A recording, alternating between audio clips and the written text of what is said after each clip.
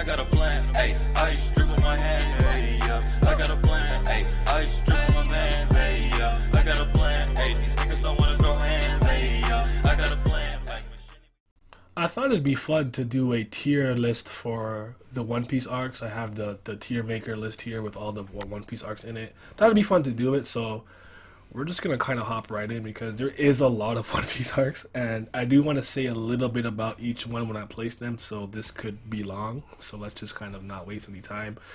Preface, obviously subjective. Favoritism. This is my opinion. You don't have to agree. You can hash it out in the comments if you want to, whatever the case. But just, relax about it. Relax. It's just a manga, man. So let's start with I wish it was in order. These are actually really small thumbnails too, so I gotta really squint. Okay, we can start with Romance Dawn. Start at the beginning.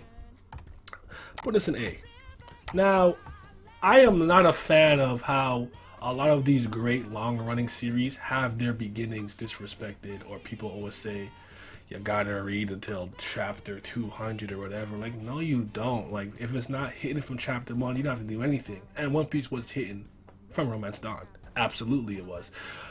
The thing with him and Shanks' bond and what drove him to send him out to go to sea, and the promise, the hat. When I was younger and I first was reading it, I didn't see the Sea King eating Shanks' arm coming. Like, he gave his arm up for this guy and everything, and transitioning to Kobe, what Kobe has become, and the Alvida stuff, and what she has, still remained a part of the story. I don't know how integral she is, but she's still around. And just like, it's just great, man. Like, it's just so good. Like, I don't like how East Blue gets disrespected. I might just do all the East Blue stuff if I could find them easily, but if not, I'm gonna just pick something. Okay, you got Arlong Park. So this is an S to me.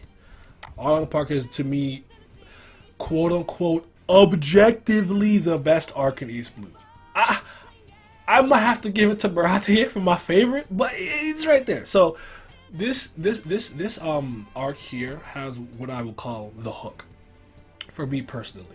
I think you could read something, watch something, or play something, and you're enjoying it. But there usually comes a moment, a scene, a subplot, villain character, whatever the case may be, that just makes you go like, okay, yeah, I'm in. And Nami crying, stabbing her arm, Arlong, asking Luffy, please help me, and the walk to Arlong Park. That was it for that's all I needed to stay invested in this, as long as I have literally today. Like, it was getting me in Baratie. I was like right there, but that moment, oof. I was like, all right, we in this, we beating this fish nigga up, we taking back Kokoyashi Village, like, we in this. Like, what are you guys doing to our navigator? And that fight to me was absolutely phenomenal, great, fun. Luffy put in that work. Going no Tate, a lot of cool abilities that you don't really see too often anymore. You got to see there. So let me see if I can just find Baratie, since I already spoke about it. I mean, we can do Loguetown. I think it's a Loguetown right here. Loguetown like a beast. It's literally 4 chapters. It was an arc that annoyed me before I realized Dragon is probably the one that saved Luffy, because I thought like he literally got saved by like a random lightning bolt.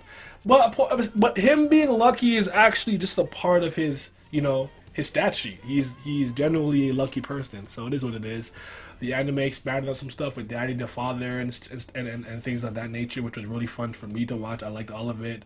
Zoro getting his swords, putting his hand out, letting it go around it, saying I'll take it, knowing it was cursed, meaning Tashigi, him and Tashigi looking like Kuina, all that stuff. Smoker introduction. Smoker is the first person who gave Luffy a true L, in my opinion.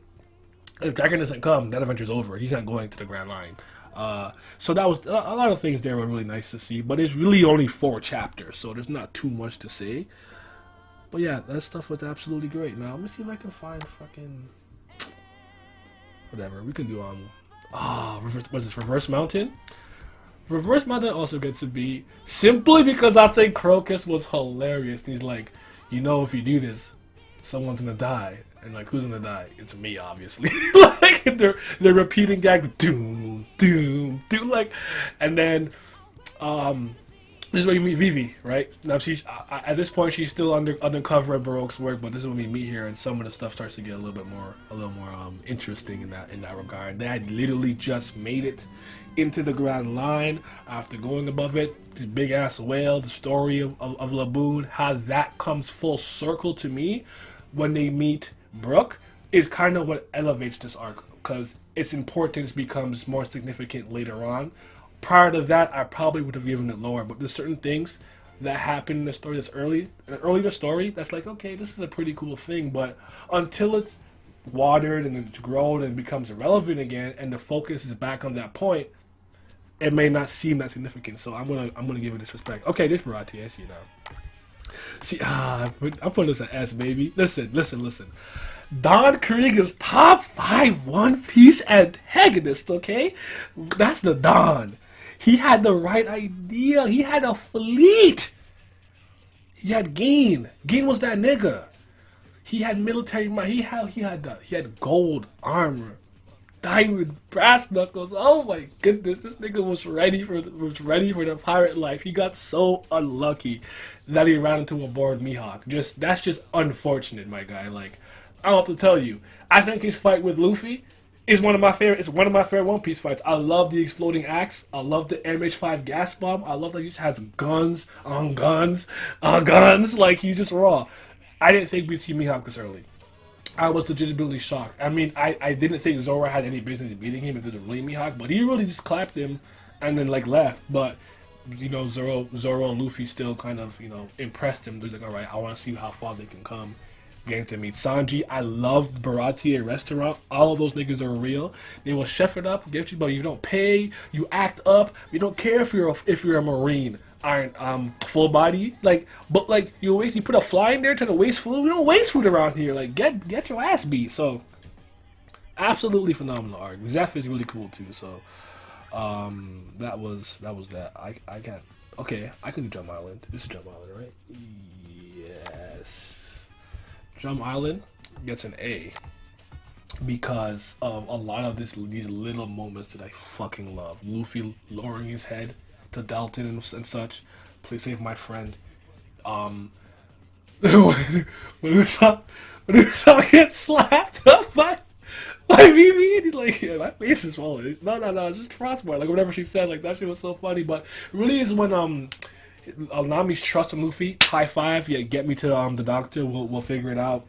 Put it on her back. Him and Sanji go. And it's really the conflict with the Lapin, where they attack him and such, and then even after the avalanche, despite what they kind of did, Luffy still has the kind of kindness and, you know, to pull out the one from under the snow and keep it moving with Sanji and thing on his back, or to get Sanji, and then they repay the favor later when they get attacked by Walpole, like that whole little circular events of chain of events. I love it. And listen, there's not many things that have impressed me more than Luffy scaling that big ass mountain up to Dr. Korea's castle in the cold with Sanji in his mouth and Nami on his back, and the amount of willpower it took him to get up that mountain. And the moment he gets there, he's not worried about himself. He's like, please save my friends. They're hurt. These are my friends. Like, Luffy's the GOAT. I love Dr. Korea. Baddest bitch in One Piece. Don't at me. Get you a gilf. And the backstory with Chopper and Hideo is just fantastic. It's really good. And his final words were really good. And like the whole kind of like a little bit like Rudolph, you know, like that was, I get it. But the way that Chopper was recruited into the Straw Hats is my favorite. Like recruitment, whatever you want to call it. Like the way you're getting Nakama. When Luffy's just like, he's like, I'm a monster, I can't come, blah blah. Luffy's like, shut up, let's go. And then like he's like, let's go. I'm like, oh my goodness, the Sakura Blossom thing, from Hideo when they shot the cat, like everything, man. It just, that shit was beautiful. I heavily fuck with it. What is this? Is this Jaya? Jaya, I guess an A. That should be Jaya. Yeah, I see the Sadayama Alliance, Rob. Yeah, it's probably Jaya. And Bellamy getting one punch KO'd is one of my favorite moments in One Piece. I remember it very clearly because I got so hype. I was still sitting under my desktop, and I jumped up so hard, banged my knee against the table. and I was like holding my knee, but I'm like still hype. I was like, he beat his ass, one hit. Like that was amazing, truly amazing. The thing that he did, like the Blackbeard introduction and he becoming a 100 million, 100 million berry man, all that stuff. It was not too long. It is the prelude to Skypiea, but nonetheless, I think it is extremely fun and exciting to watch and read. That was really dope. I'm gonna do something a little controversial here. You see this right here? Long Land arc, aka the Payback fight. You know where this is going? Motherfucking S, baby. Let me tell you why. This arc gets so much shit for literally no reason. It's completely fine whether or not you are super invested in it, and it wasn't even long enough for it to be intrusive. And a lot of you guys weren't even reading it weekly way back when. Afro Luffy, big go. Foxy is go. Nora Beam, it's fire. It's a sick ability. This arc is just a little misunderstood. I have a video on it, so I'll try to keep this as brief as I possibly can. But Chopper got taken, and in the anime version, so did Robin. Do you know what Nakama means to this crew? Camaraderie, friendship, family. They're a cohesive unit, and they've been through a lot. I mean, Robin's was still relatively new, but they've been through enough stuff here that every crew member mattered and have a specific design role. You know how much they mean to Luffy. So losing a crew member is not okay. It's a big deal. So yes, maybe in terms of overall stakes and how it's going to affect the grander, larger One Piece universe, no, this is not a big deal. But for us personally, with these characters that we've grown with, and to Luffy and co, having a Nakama on the verge of being taken is, the stakes are at all-time high either way. So don't try to act like that wasn't important. As again, we got the seeds planted of what would happen with Robin. This is actually the beginning of the Water 7 saga. A lot of people think it starts in Water 7. No, it doesn't. That greatness of a saga starts here. We meet Aokiji, our first admiral, and how powerful they are. And he's like the first like solid Logia we kind of seen, and he was crazy. And for all the fucking meatheads out there, this is one of the greatest reminders that you just can't underestimate anybody in the One Piece universe, no matter how strong you really get. You need to understand that abilities, environment, intelligence, and all those things, and fighting styles all play a factor into here, because Luffy had just beat Crocodile, just beat Eneru, two Logias who were very powerful in their own right. One had mantra and stuff. And he's kind of struggling with Fox, and you're like, this shouldn't be happening. Of course it shouldn't. But guess what? He's a sneak, a liar, a cheat. He manipulates the environment to his advantage. You're fighting on his term, with his rules, with his ref, all that stuff. Gave him a hard time in its totality. So for all you meatheads out there, let this be a reminder not to underestimate anybody in the One Piece universe. So, fantastic arc. Definitely deserving of an S. Let me see. What I feel like doing now? We can do Sabaody. That's also an S, obviously. You already know that's an S.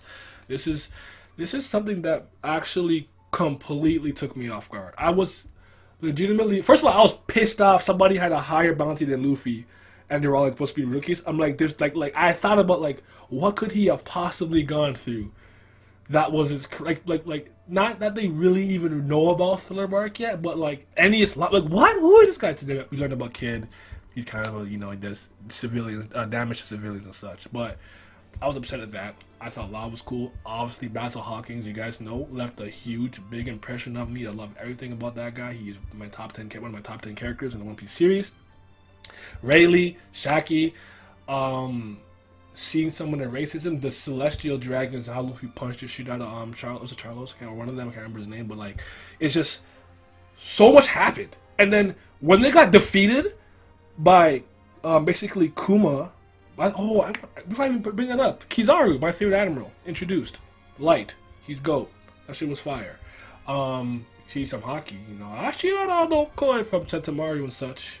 And I just, that shit was just chaotic fun. Law's ability was cool, but when it came to them getting defeated now and scattered, a lot of you guys who weren't reading it weekly, Oda took a 2-week break, and that was a fucking mess. I had to wait 2 weeks to find out what happened to these guys. Were they dead? Is the adventure over? I was actually legitimately worried about Zoro. I think for the first time, I feared a Straw Hat could actually die here. So, after what happened with Thriller Bark with him. So I really thought he was on the brink of death. So that just had me on like an emotional ride. But you know, I don't need to explain why that's a good arc. You guys already know why. So we can keep it pushing. Is this Whole Cake? Yes, he Peril Sparrow. That Cream guy, I don't remember his name. Okay, I think that's Crack. I think this is Whole Cake. Whole Cake's gonna go into the sea. And now, on the times that, like I said, I don't think there's a bad One Piece arc really to me. That we're from like a 7. But no, wait, actually, no, this would be. Oh no, that's Zoe. Okay. Yeah, this arc is good. And what it did for Sanji to me was fantastic. I like the Vince Smokes. I like a lot of the Big Mom pirates. Not so much Big Mom. That's just a topic that's way. I need way more time to get into than I really want to. I just hearing about the mythos and what a Yonko is and whatnot. I think in just terms of sheer imposing will and power, she exuded that greatly. I just think she's almost failed in every other category that I would want to associate with the Yonko in a sense. But anyways, this arc was really good for Sanji's characterization, getting to know more about him, meeting my boy Niji, I like Reiju, Pedro's sacrifice, and you know Jinbei leaving the crew. There's just a lot of things that happened that were really good.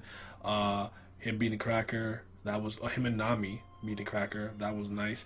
I think what really would have made this arc truly elite was if, in my humble opinion, the Katakuri fight did not deliver in its finale. A lot of these One Piece battles, when it comes to especially Luffy, the ending is so grand. The spectacle is so great. The symbolism behind the move and how he defeated somebody is usually important and impressive. And them getting a little double knockout and then they both get up to one just be like, he could have come back and fall back on his back. It just didn't sit with me well. No matter how many times I read it, I'm gonna have to watch it. I just don't like how the fight with him and Luffy ended. But when it comes to the optics of the fight, I was extremely visually stimulated, even though this was predominantly a one-sided beatdown. Oda was in his bag in terms of choreography as far as I'm concerned. Being able to see the sequence of events, the way that my eyes float around the page, the composition, all of that was really good as far as I'm concerned. Like, I can be, okay, yes, the first thing he did there was use Peerless Donuts. Luffy dodged it, counterattacked with the leg sweep, and then Katakuri jumped over. It was so clear to me, and I think he did a great job there. I just I don't know, it didn't end the way it needed to end. So for me, that kind of brings it down. But I don't think Whole Cake Island is a bad arc at all. So if that's what you think I'm saying, well, I'm not. And listen to what I'm saying. Okay, what should we do next? How about we do Amazon Lily? Amazon Lily to me is about a B plus, so I'll put it in B. It was just kind of interesting and nice to see Luffy away from everybody, and obviously he's on an island of all women, so I'm a guy, of course. You know what I'm saying. But I really do like Boa Hancock. She's also one of my favorite characters. I like her sisters too, and then like when it comes to certain demographics and what they can and can't show in a series. A lot of them can push the boundaries and imply a lot, and for me, I think one of the most like petrified looks I ever saw in One Piece in terms of like PTSD and trauma and whatnot was just how hurt that entire family of a trio of sisters was, having to literally just show a slave mark and recall the memories of what happened when they were part of like that told me all I needed to know without needing specifics, and it always hit me, and I was like, fuck. I know they're sickos, especially right after Sabaody. They're riding people, you know, they can just take somebody's wife or whatever, husband, you're my next one, and like it was just it just got to me. It got to me, and how Luffy was able to kind of get her to switch her mind, kind of thing, on of her opinion on him was great. He really ended up getting the island to kind of embrace him and whatnot, and he showed off conqueror's hockey. One shot of that like Panther Basura, I can't remember the thing's name, but it was just, man, it was a good arc. I thought it was a good intermediate arc, kind of leading up into some other things we would get into. So this is how I see it. We could do. I thought I saw. Yeah, would this be it? Yes, this is. I'm gonna put Filler Bark in a B minus. This is an arc that a lot of people didn't like too much, I would say, in the grand scheme, and I think I could understand why. Now, if you know me, like, or hear me speak, and generally speaking, I think the ending or the conclusion is so much more important than the other parts. Not to say they're not important, but to me, how something ends is vital. I thought, despite Thriller Bark being very entertaining and those nice horror themed, I was having a good time. I love Perona. She's fucking dope. She has the gothic Lolita style that I really like. I think Moria's kiss is one of my favorite laughs. I want to know more about Moria. I like there's a lot to like here, right? Just fush, everything. But I thought the way it ended with them with Nightmare Luffy, then going to work, then the gear third with the gear second, the shell hitting out the shadows, the sun coming out, everyone is safe, and then Kuma coming, and Luffy was out of commission, and then he obviously he had to put in work against them. Then he took all Luffy's pain and exhaustion. Getting the backstory with Laboon, like, oh, this is the crew that they lost and everything, and I was like, it just ended so strong for me that any real kind of, maybe I don't know if it's pacing or it's personal, I enjoyed everything in Thriller Bark. Just maybe not to the degree of something prior or post, but it ended too strong for me to be like, nah, it's not a good arc. That shit was fire. So we'll leave it out there. Let's do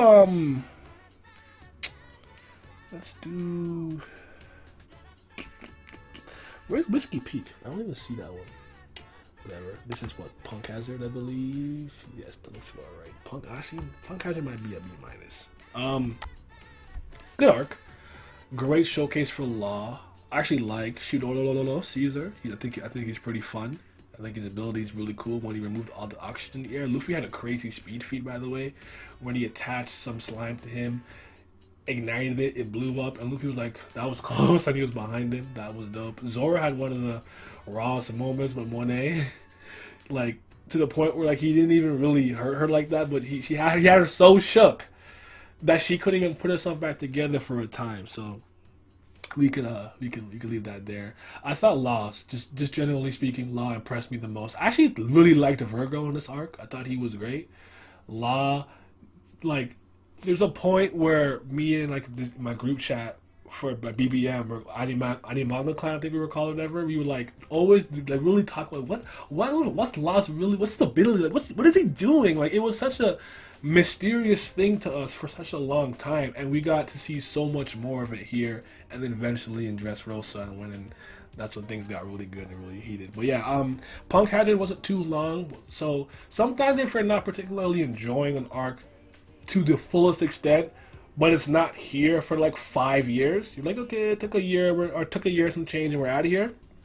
It is what it is. You won't really be bothered that much. So let's keep pushing. We can do Orange Town.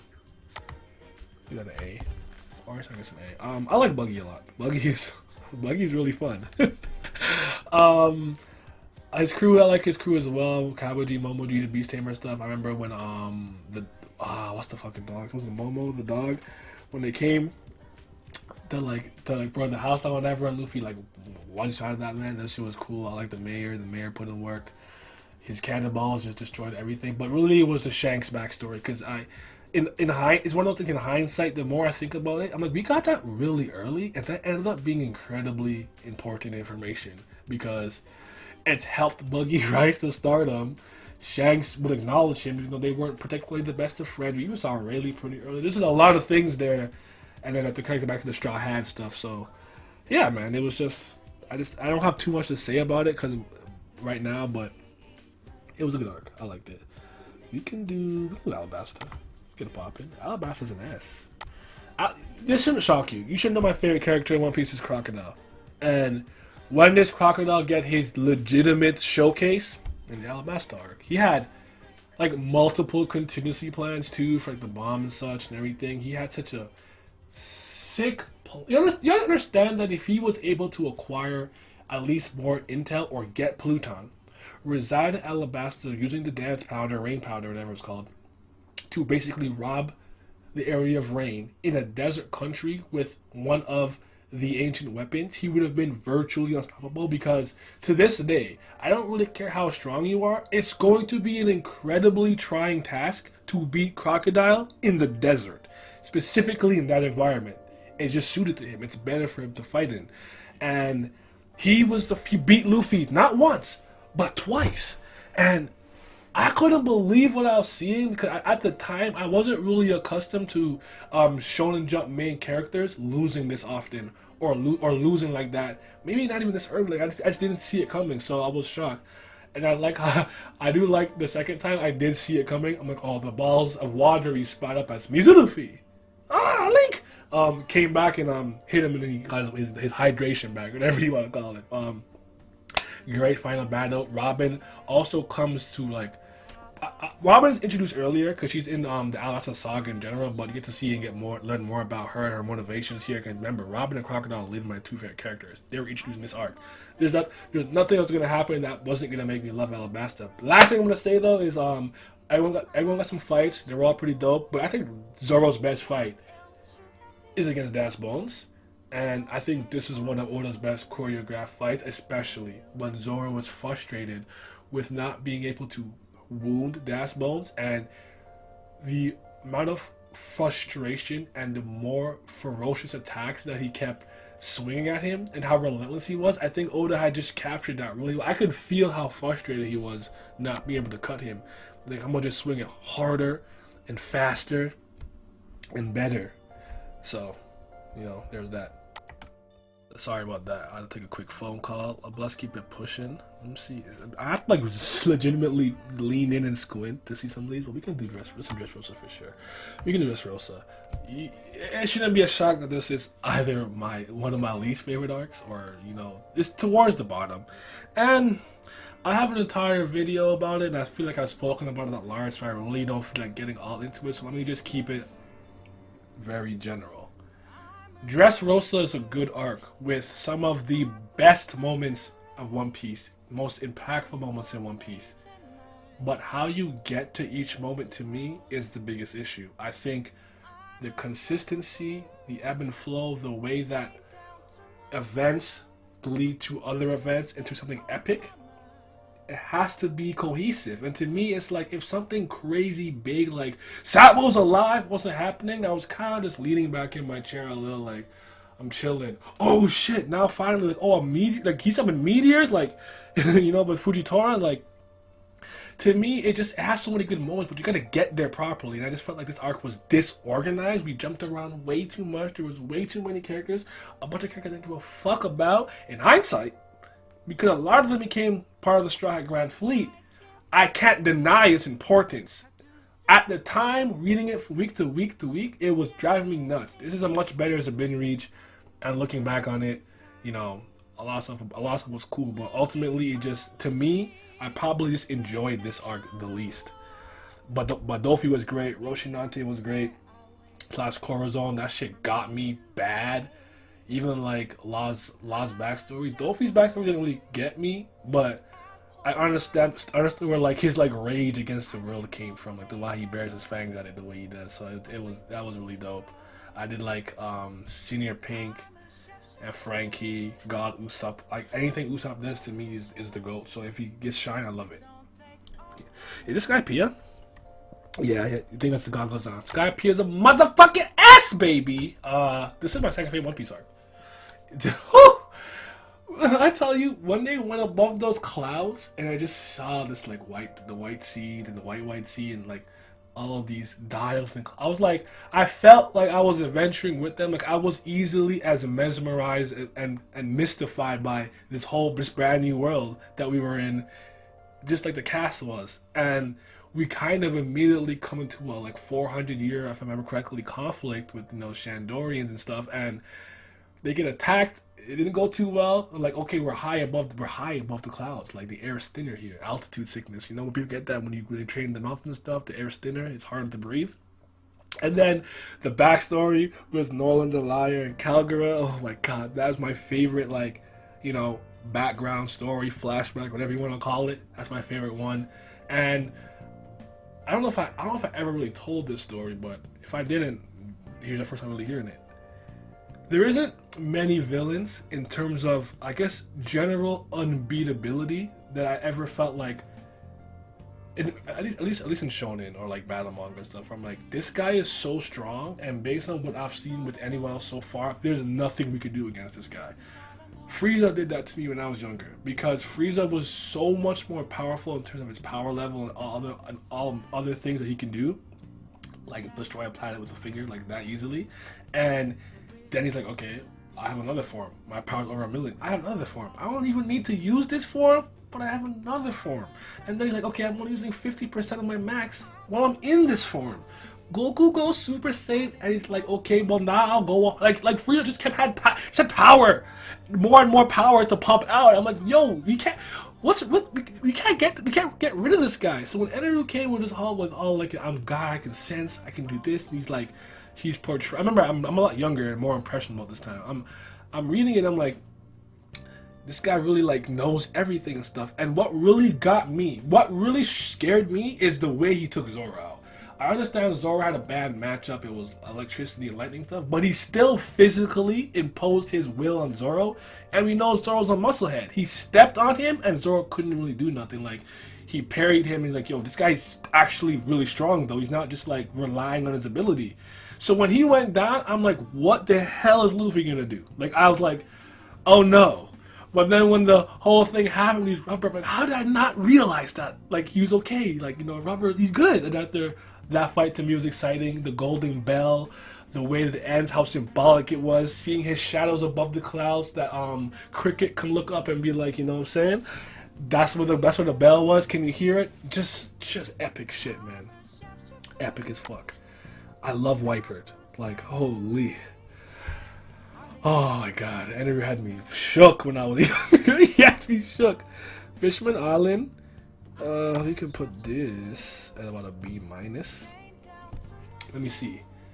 This arc is strange to me in the sense that I would assume that an author would want you to be the most invested in whatever the main conflict is from arc to arc on the island in One Piece's case. When it came to the conflict of the new Fishman pirates and Hody Jones and, you know, the Straw Hats and the island and whatnot, I honestly couldn't give a fuck. I could give a fuck less because I really thought they were all uninteresting. They were all weak. Hody was not it. Hody got beat underwater by Zoro before he started popping mollies and turned into a fucking steroid head or whatever the hell he did. It was everything else that I enjoyed immensely, from Fishman Tiger, Otohime and her battle, Shida Hoshi, who's one of my favorite One Piece characters, and how she took those lessons from her mom and tried not to carry that level of hatred forward because she's going to fight for that in Reverie and such. Like, Jinbei coming back, getting to see, I would say getting to see the crew show off some of the more newer attacks, that was really good and nice and cool, so I'll give them that part. Luffy flexing some of his observation and harm and everything.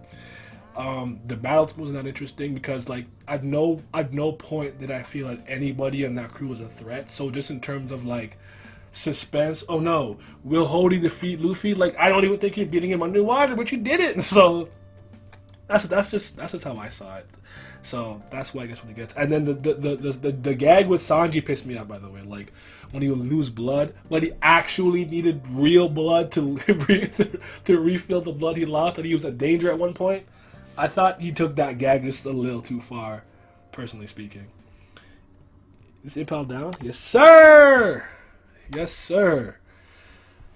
What can I say about Impel Down? Like, this might be the only arc where, like, I feel like every panel, every page I flipped, you know, it was just like something dope, important, emotional, something I cared about was always happening constantly. We switched to Ace and Jinbei or whatever. What? Crocodile's back? You know, I got stupid hype when Crocodile was in. I heard I was like, no, don't play with me. Don't play with me. Is he here? And he was there. Like, yo, my goodness. Blackbeard, Teach. Teach Blackbeard. The way he came through, I think Magellan was super dope. Venom, Muroto, Hidara. I love that guy. He's one of my favorite characters too. Ivankov. I fucking love the Okamas and new Okama land there in the 5.5. How Luffy had to lose the weight he lost and then get the healing hormones or whatever, and then eat, and then wait, I'm healed. It came out like all that stuff. Like it just Bon Clay, Bentham, one of my favorite characters. Bentham is one of those characters that I loved from Alabasta, but as I started liking more and more characters, he slid up the top 10. Not because I didn't like him, I just started liking some characters more, and I don't really see him too often anymore. Even though now he runs that place in the prison, whatever.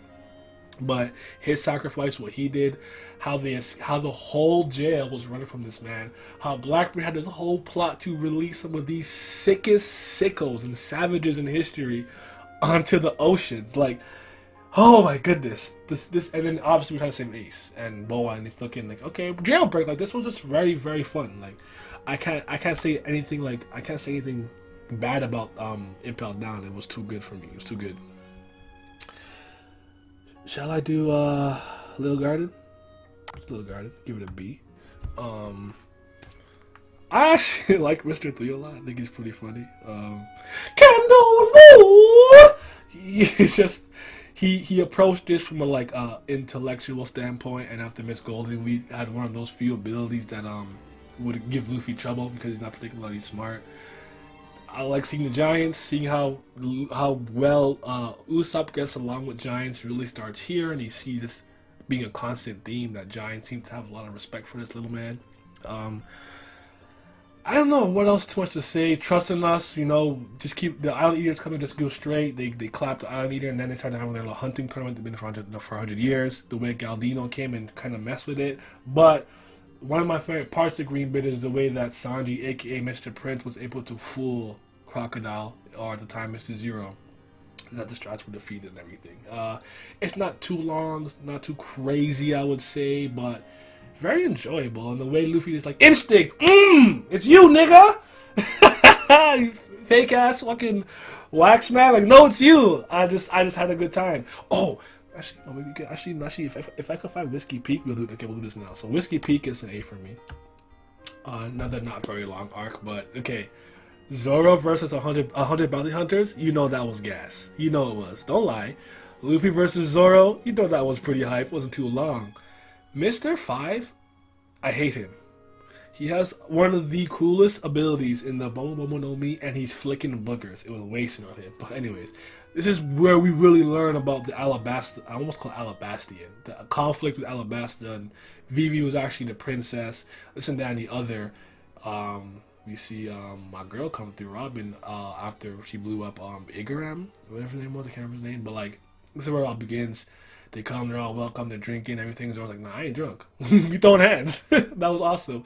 Luffy's understanding, that was hilarious. How they just dismissed the Baroque's agent, like, you're not a problem here. And then, I'll people forget that part of the reason why Zoro's bounty was as high as it got as his first one was not just because he beat Das Bones, it's because he took it 100 bounty hunters at Whiskey Peak, so.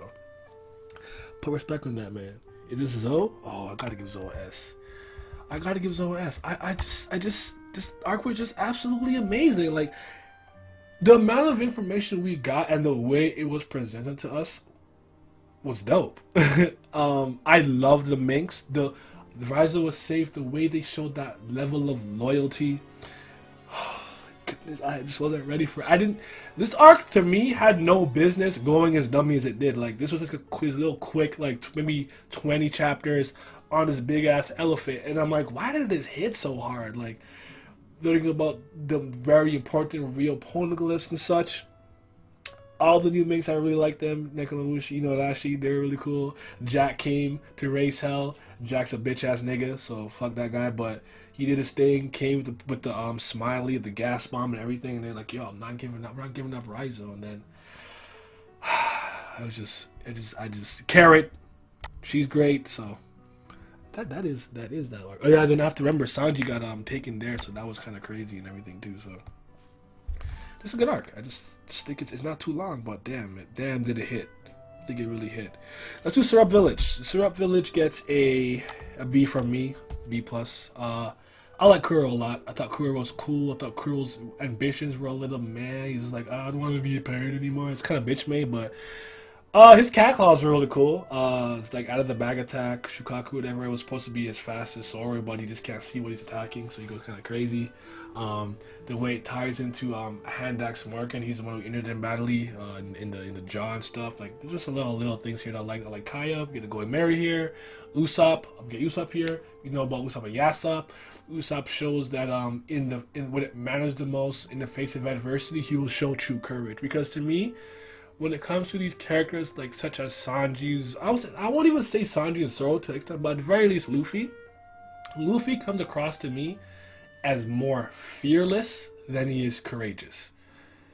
Courage to me is being scared but overcoming those moments of fright when you need to, and you shine there. And that's why I will never hate Usopp, because when his back's against the wall and it's do or die time, he will always stand his ground. And this was the first instance that we saw that. So shout out to my boy Soke King. We can do Marineford. Marineford A. Marineford is A. I might shock you that I don't have Marineford in S, but I enjoyed Impel Down immensely more than I enjoyed not immensely, but a lot more than I enjoyed the Summit War. Summit War was really good. A lot of great moments, a lot of great, just great action. It was just, but I felt like it was a subdued war, in which I mean this. Oda held back a lot. He didn't want to show off too many top tiers and what they could truly do, what they were truly capable of. He did not show at all the full capabilities of Haki. He kept it very exposition when it was being used. Someone had to say it was being used, or like Smoke would be like, "Is this a Haki, the Kuja pirate? How could you be my smoke form? This and the other." Luffy's just journey and Gambit there. Crocodile had a lot of great moments clashing with the top tiers, but people were like, he's weak, he lost to pre-gear Luffy. He looked okay to me. He looked like he was in his element. Not to say he was the strongest guy there, but he was definitely no scrub. So great arc, just a great arc. Whitebeard's death, epic. Blackbeard coming and taking his fucking devil fruit was like one of the craziest things I'd ever seen. And the one thing that was ever kind of really spoiled for me in One Piece, way back in the day before, I guess I don't know what to call it, since I was really online and stuff, was Ace's dad being Goldie Roger. That actually got spoiled for me maybe a couple hours before I read the chapter. So that moment didn't get to hit and resonate with me the way it should have. But damn, that was a good moment nonetheless. You know what I'm saying? So Ace's death, that was all sad. It was just, Akainu is dope and everything. So, Marineford is hitting. Is this Reverie? Oh! Reverie. Reverie's the goal. Oh, Reverie has to be other than I guess Loguetown was some of the shortest things where so much happened. We got new mysteries, reoccurring characters that I was very excited to see and happy to see whether or not I did like them. I'm not a Rob Lucci guy, but it was cool to see him again and see CB0 and everything.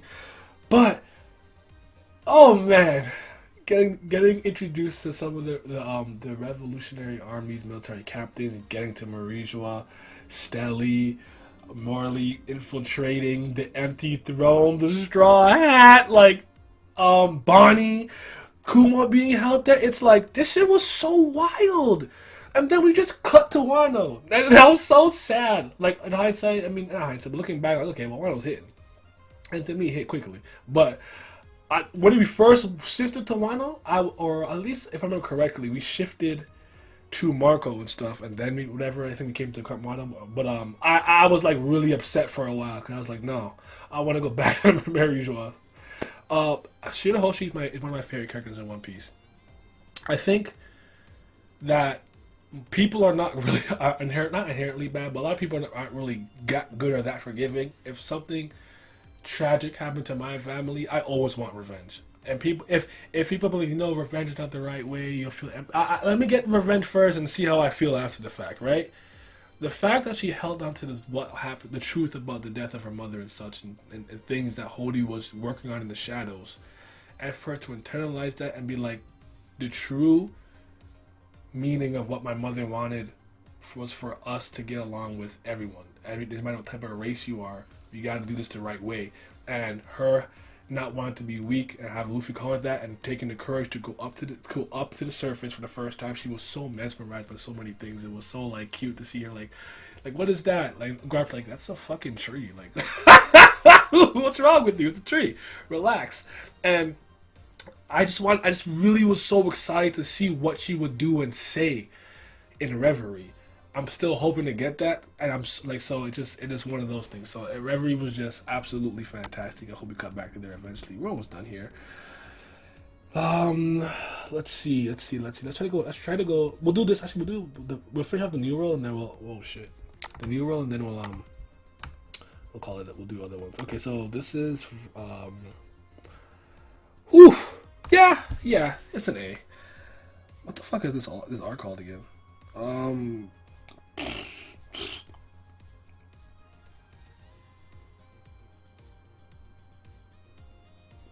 Return to Sabaody.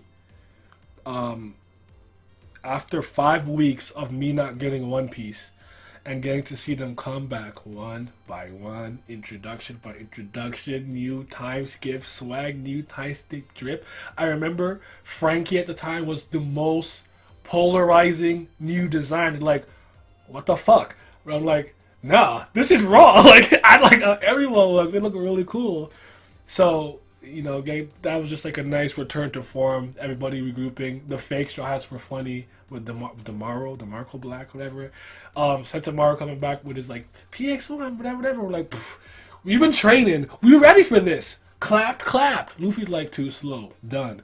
Sanji and Zoro, nah, you're not ready. So that's all I have to say about that. It was a good return to form. See some of the parallels of Romance Dawn, like even in the picture here, you can see an A, Luffy there and stuff, and Luffy there and stuff. Like it was just a great time. Let me do this in order if I can. So, Water 7. Oh my boy, what can I really say about Water 7? Like that island to me is awesome. All those shipwrecks that were cool, seeing Polly and those guys. But really, Iceberg is one of my favorite characters. Him and Tyrannosaurus. That's the greatest name for a mouse you will ever see. He was after the get-go, he was mad hilarious with the way he ran through it. Like, I don't I don't care. Clear my schedule. Like, oh, it's got nothing to do. I'll show you guys around. Like, they were so cool with pirates coming there. It was like, why do they feel so safe there? And it's like, no, we have carpenters that will throw hands, ungodly hands, as my boy Alan would say, or he'd say formidable hands.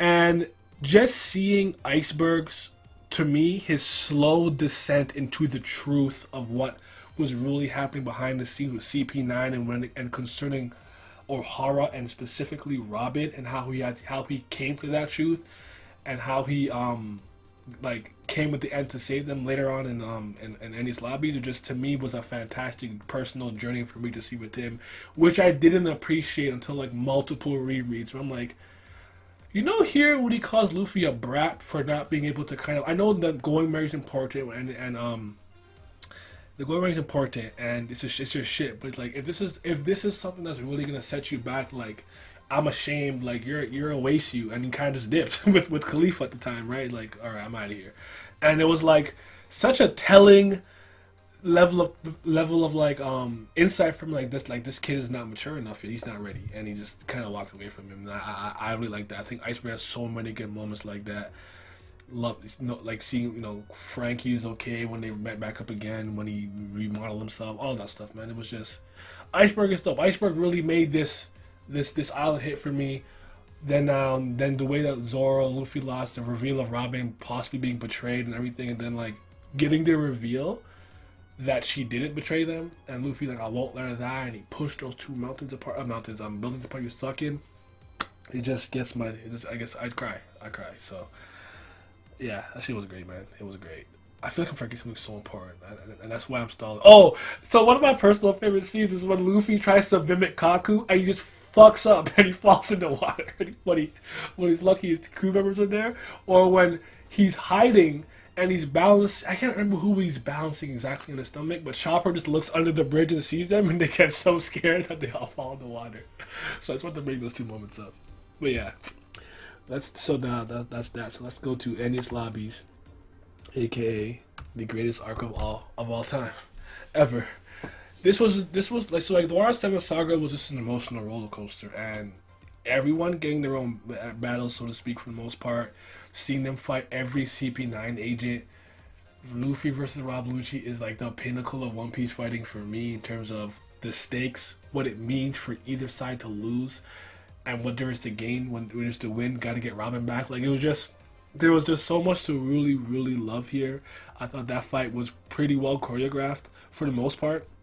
Like when Lucci using Kamisori and whatnot, and the way that the lines move, and sometimes he would switch to like the perspective. And actually, maybe the anime did that part where they switched to like a first-person view for a second, had Luffy punching towards the screen. But anime and manga both really did this arc justice. Gear Second was at one point the coolest thing I had ever seen in my goddamn life, and Luffy just said, fuck whatever plan you guys are coming up with, and he hopped over that building and just started running through Marine, just hands, just fading everybody, got to Blue No, and then beat his ass in Gear Second. And I said, oh my lord, this is big gas, this is so good, what the fuck? See them all squat up on the roof, face off against the other CP9 agents. That shit was gas. Sanji versus Jabura, I think was really good. Kaku versus Zoro, that was dope. I really like Kumadori. Yui, I thought he's hilarious. And yeah, man, Monster Point Chopper. A lot of listen. I have videos on this arc and everything, so I'm not gonna go too much into it. I'll gush for too long, but that's my favorite arc ever. Post-Enies Lobbies is an A+. I'm gonna put it here just because it's very short, right? So I don't want to gas it too much. But it's just the aftermath of what's happening in other places in the world with the meeting with Whitebeard and Shanks. Then, yo, Dragon's your daddy. Garp is your grandpa. He come through. You see Helmeppo, you see Colby. They've been putting in work. They've been training. They've been grinding.